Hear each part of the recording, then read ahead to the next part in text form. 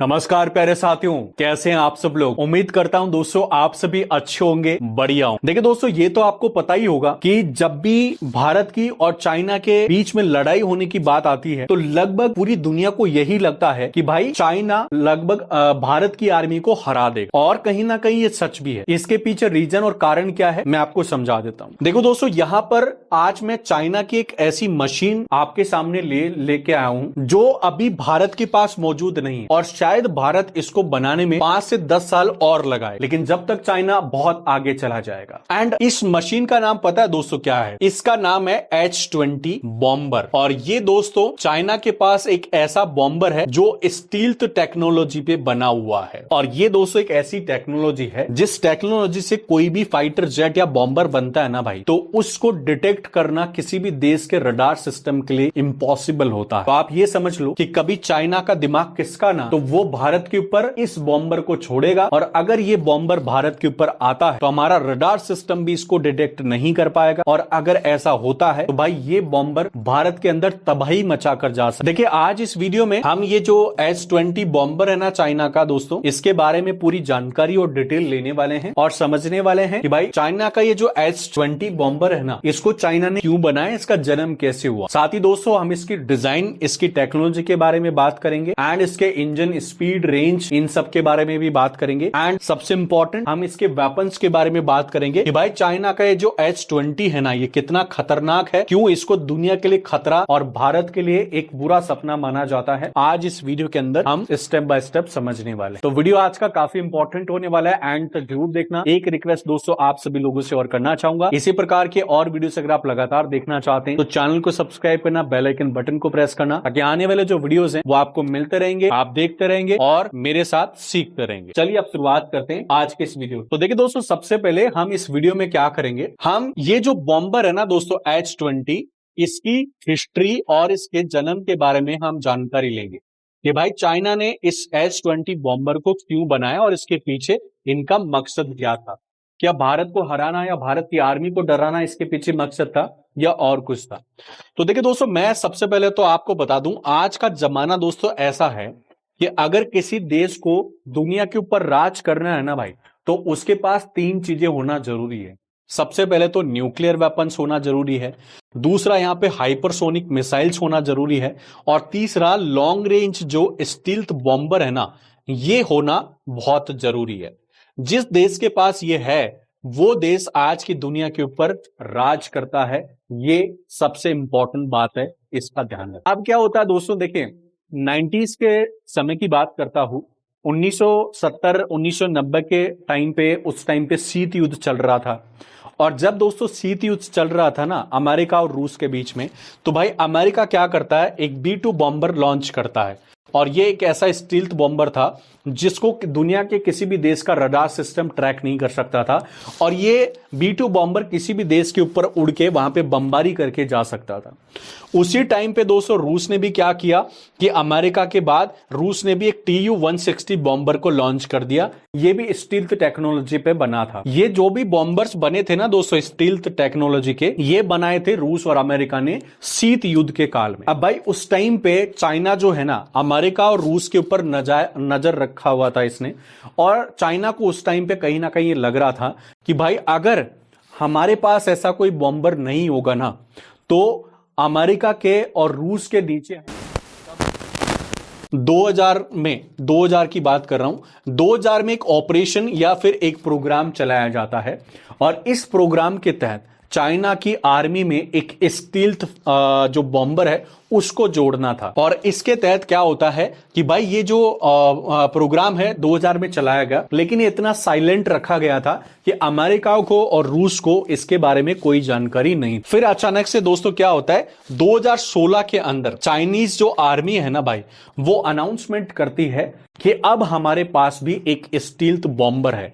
और Chinese army ने इसका नाम अनाउंस किया H-20 बॉम्बर, जो देखने में इस तरीके का लगता है। आप इसको देख सकते हैं, इस तरीके की इसकी डिजाइन है। ठीक है, ये चाइनीज आर्मी ने 2016 में अनाउंसमेंट किया कि भाई हमारे पास स्टील्थ बॉम्बर है और अब हम दुनिया से पीछे नहीं है। तो इस तरह से आप ये समझ सकते हो कि इस तरह से चाइनीज आर्मी ने इस बॉम्बर को बनाया। अब बात करते हैं भाई इसके अगले टॉपिक के बारे में, और यह है डिजाइन और एरोडायनेमिक। देखिए दोस्तों, ये जो बॉम्बर होते हैं ना, स्टील्थ बॉम्बर, इसकी डिजाइन और एरोडायनेमिक चीजें पे बहुत ज्यादा फोकस किया जाता है, क्योंकि अगर इसकी डिजाइन इस तरीके की नहीं होगी ना, तो भाई इसको इजीली कोई भी जो रडार सिस्टम है वो ट्रैक कर लेता है।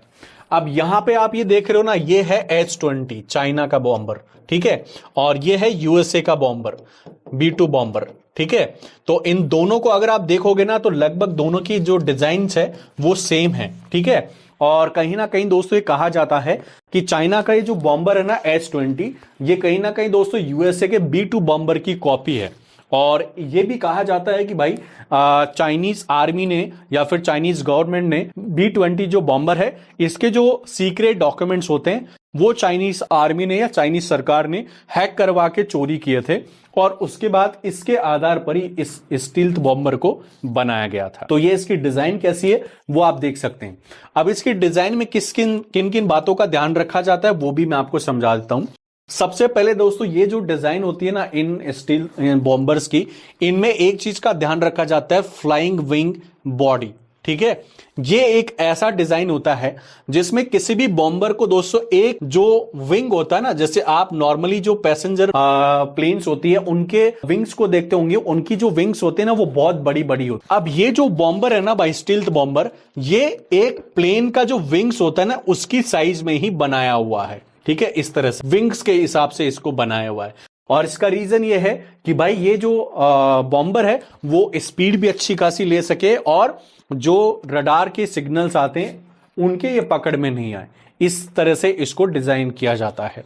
दूसरा, यहां पे इसके अंदर फोकस रखा जाता है नो टेल डिजाइन का। इसके अंदर भी चाइना ने नो टेल डिजाइन का इस्तेमाल किया है, जिसका मतलब है कि चाइनीज आर्मी ने इसके ऊपर कोई भी इस तरीके की जो टेल होती है ना वो नहीं दी है, इसके बिना ही इसको बनाया गया है। क्योंकि जो टेल होती है किसी भी बॉम्बर के पीछे, तो भाई उसको जो है रडार सिस्टम के द्वारा पकड़ना आसान होता है, क्योंकि रडार जब अपने सिग्नल छोड़ेगा तो इसके ऊपर वो टकरा जाएगा और वापस उसे रडार के पास सिग्नल आ जाएगा, तो रडार उसको पकड़ लेगा। इसीलिए इसके अंदर इस तरीके की डिजाइन का इस्तेमाल किया जाता है। इसके बाद दोस्तों चाइना ने यहाँ पे हिडन इंजन एंड वेपन्स का भी इस्तेमाल किया है इसके अंदर, जिसका मतलब है यहाँ पे इसके जो इंजन्स है ना भाई, इनको अंदर छुपा के रखा गया है, और कोई भी इसका जो वेपन है ना वो बाहर दिखाई नहीं देता आपको।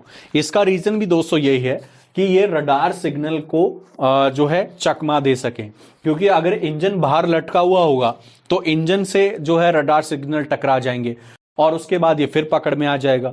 तो इसलिए इसके इंजन्स को अंदर छुपा के रखा जाता है, और उसके बाद इसके ऊपर जो कोटिंग है स्टील्थ कोटिंग वो इसके ऊपर की जाती है, ताकि रडार इसको डिटेक्ट नहीं कर पाए।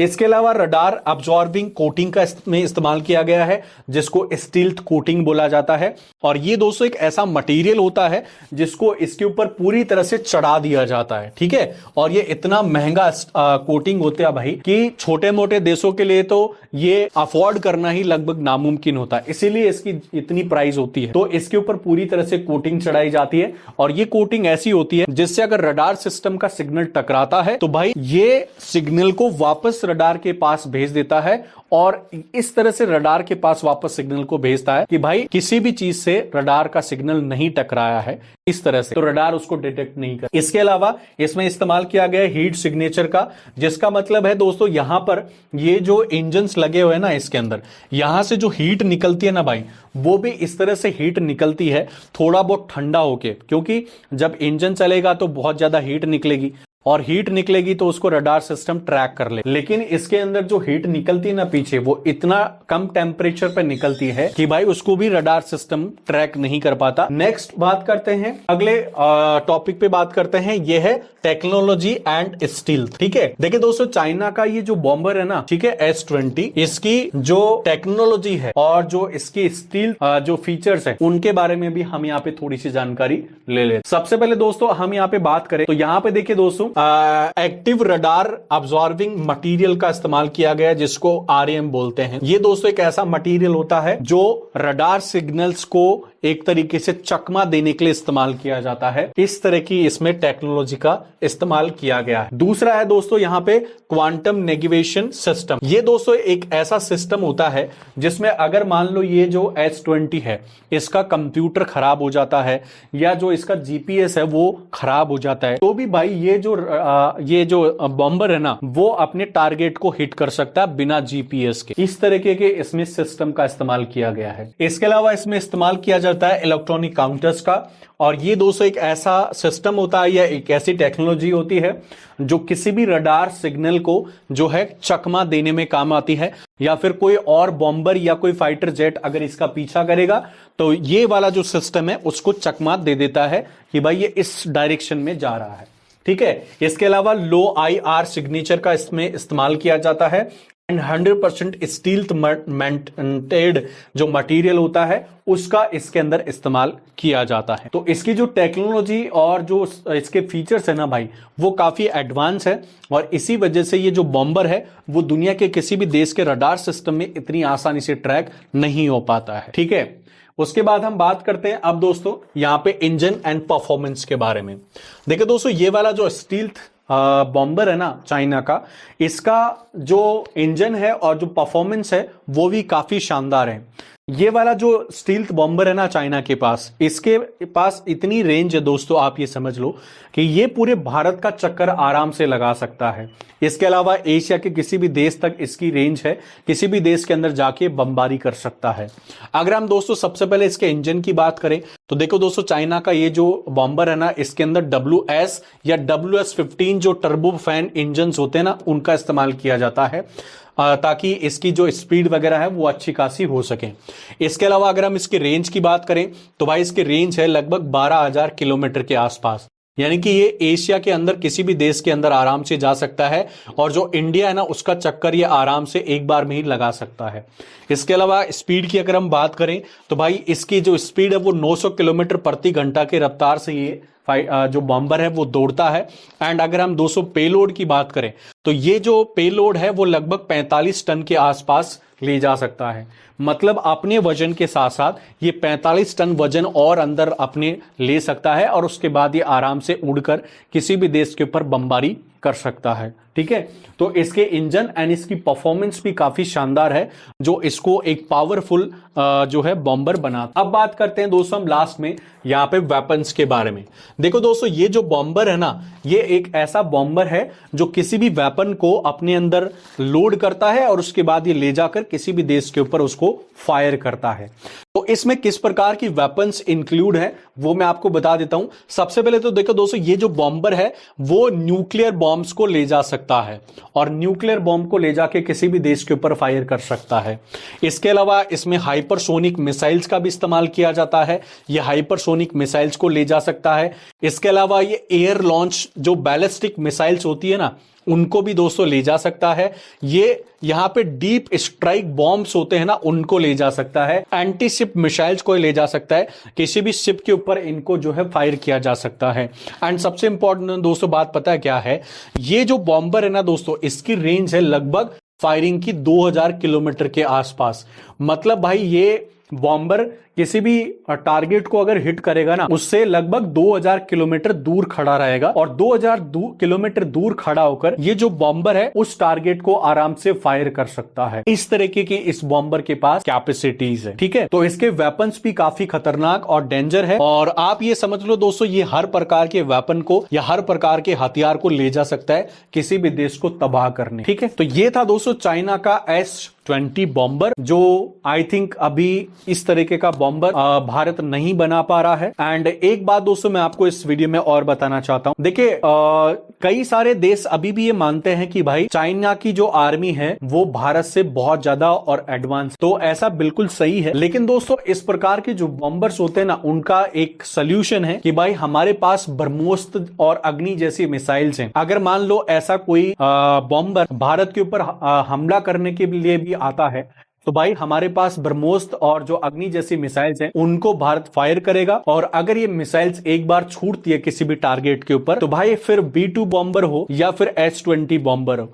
वो किसी को नहीं देखती। वो जब तक उसको तबाह नहीं करेगी ना तब तक अपना उसको जो है छोड़ेगी नहीं, ठीक है। तो भारत की आर्मी के पास भी काफी अच्छी पावर है, उसके पास हर प्रकार के हथियार मौजूद है, लेकिन फिर भी हमारा भारत देश ऐसा देश अभी भी बना हुआ है जिसके पास कोई भी स्टील्थ फाइटर जेट या बॉम्बर अभी मौजूद नहीं है, और ये बनाने में शायद अभी भारत को समय लगेगा, ठीक है। एक मैं रिक्वेस्ट आप सभी लोगों से और करना चाहूंगा, देखिए आज का वीडियो कैसा लगा प्लीज कमेंट करके बताना। वीडियो अच्छा लगा तो लाइक और अपने दोस्तों के साथ शेयर करना।